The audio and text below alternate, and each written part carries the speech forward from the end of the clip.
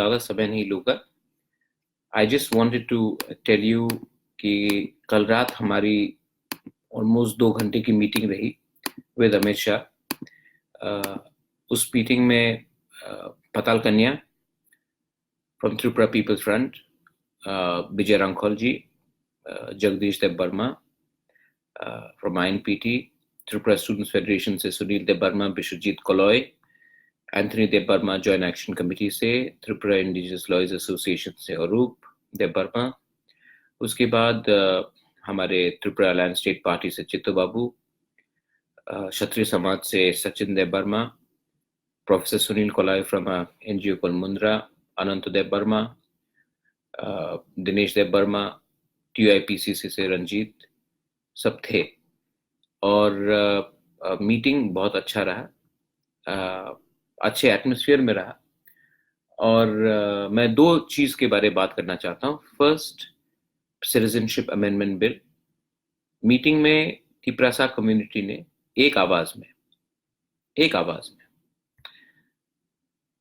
देश के home minister को कहा है कि त्रिपुरा CAB में, त्रिपुरा नॉर्थ ईस्ट में, शायद पूरे इंडिया में सबसे ज्यादा सफर त्रिपुरा ने ही किया है, और त्रिपुरा इस समय एक्स्ट्रा बोझ नहीं ले सकता है। हम वेलकम करते हैं आपका NRC, लेकिन सिटीजनशिप अमेंडमेंट बिल जो प्रेजेंट फॉर्म में है, जो हमने देखा है ड्राफ्ट, वो इस समय हमारे लिए ठीक नहीं होगा।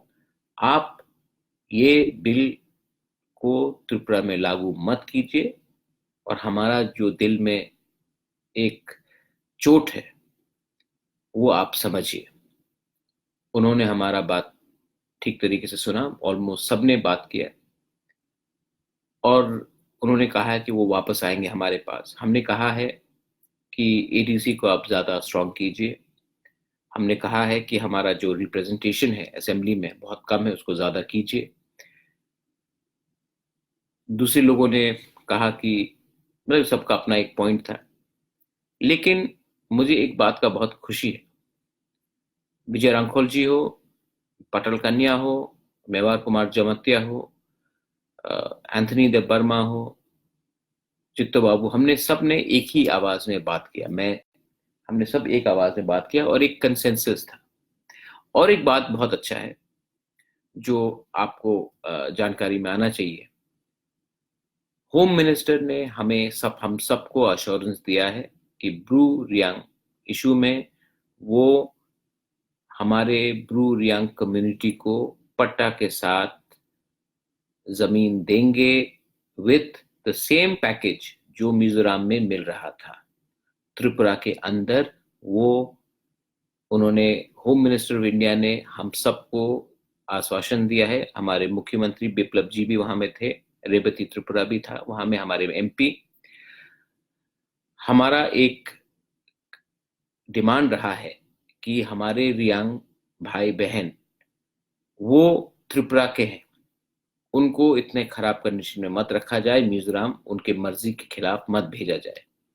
तो होम मिनिस्टर ने अश्योर किया है हम सबको कि ये इशू जो रियांग ब्रू का है, उनको सेम पैकेज जो मिजोरम में मिल रहा था वो अब त्रिपुरा में दिया जाएगा, जमीन दिया जाएगा, राशन दिया जाएगा, और त्रिपुरा में उनको रहने का पूरा प्रावधान किया जाएगा। रहा बात, हमने और एक बात उठाया था बाउंड्री का।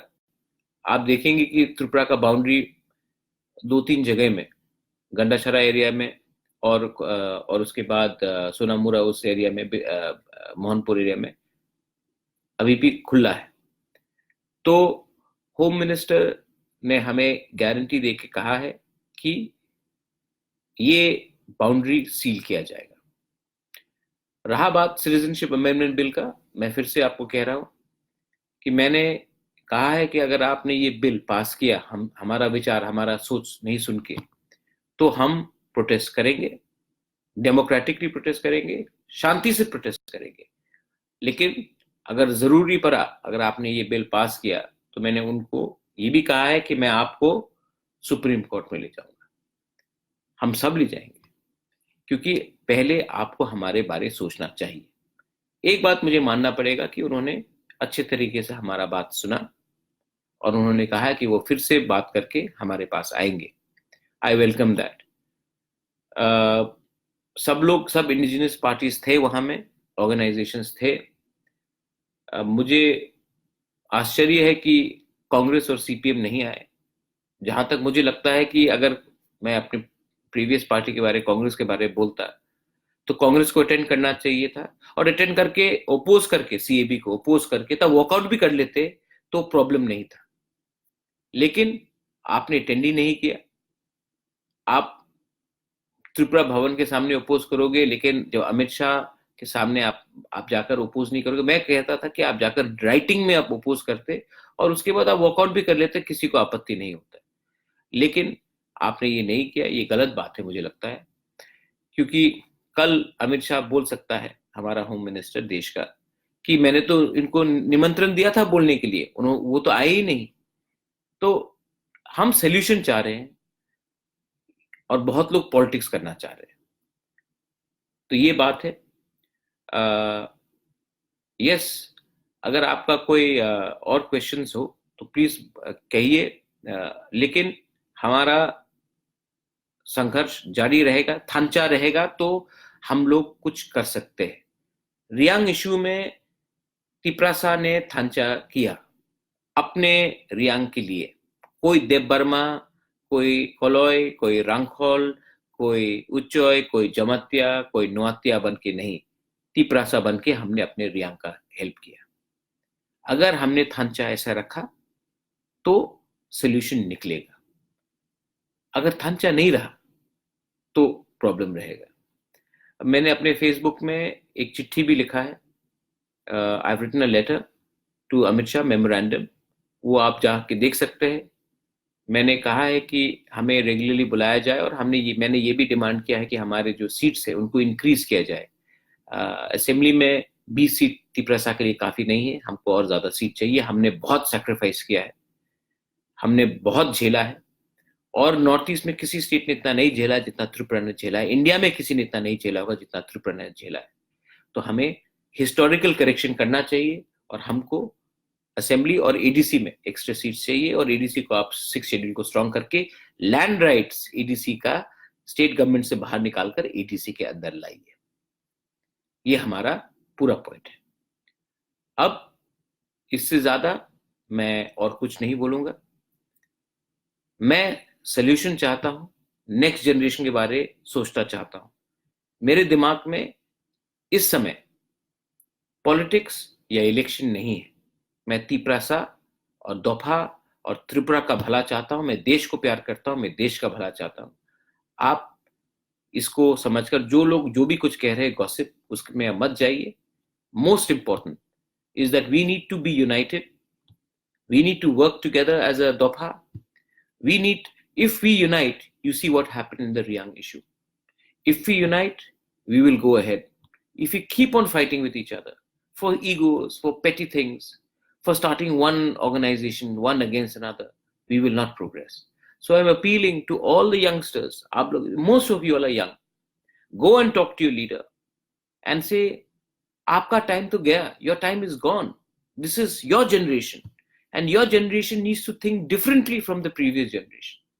बिकॉज द प्रीवियस जनरेशन, जो पिछला जनरेशन था, वो यूनाइटेड नहीं था, ईगो था। इसके लिए आज हमारा परिस्थिति ऐसा है। आप अपने लीडर को बोलिए कि ये हमारा समय है, यंग जनरेशन का समय है।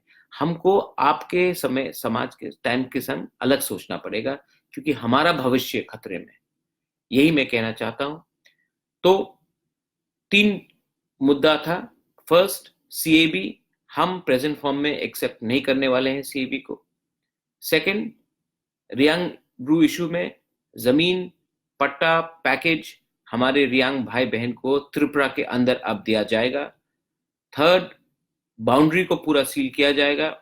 फोर्थ, कमिटी बनेगा जिसमें हमारा डिस्कशन होगा आने वाले दिन में, हमारा संख्या कैसा बढ़ा जाए असेंबली में, एडीसी में। लैंड लॉज को आपको 6 शेड्यूल के अंदर लाना पड़ेगा। तो ये सब बात हुई है, और भी बात होंगे, और मैं आशा करता हूं कि अगर हम एक आवाज में बात करें तो दिल्ली हमारा बात सुनेगा। और रहा बात पॉलिटिकल पार्टीज का जो बॉयकॉट कर रहे हैं, जो भवन के सामने ही आंदोलन करते हैं, कभी कभी आप नेशनल पार्टी से, लेकिन कभी कभी लोकल इश्यूज को भी उठाइए। मैं जानता हूं कि आपको दिल्ली से आदेश आता है क्या करने के लिए, लेकिन त्रिपुरा में आपको मैं फिर से कह रहा हूं कि कांग्रेस पार्टी को मीटिंग अटेंड कर कर अपोज करना चाहिए था सिटीजनशिप अमेंडमेंट बिल राइटिंग में, और उसके बाद वॉकआउट कर लेते। लेकिन आप नहीं गए। कल अमित शाह को आपने मौका दिया है कि मैंने निमंत्रण दिया था और आप आए नहीं। मैं ये कहना चाहता हूं, बेलाय बेलाय नो हम्बाय, खुलुंका, धन्यवाद, थैंक यू।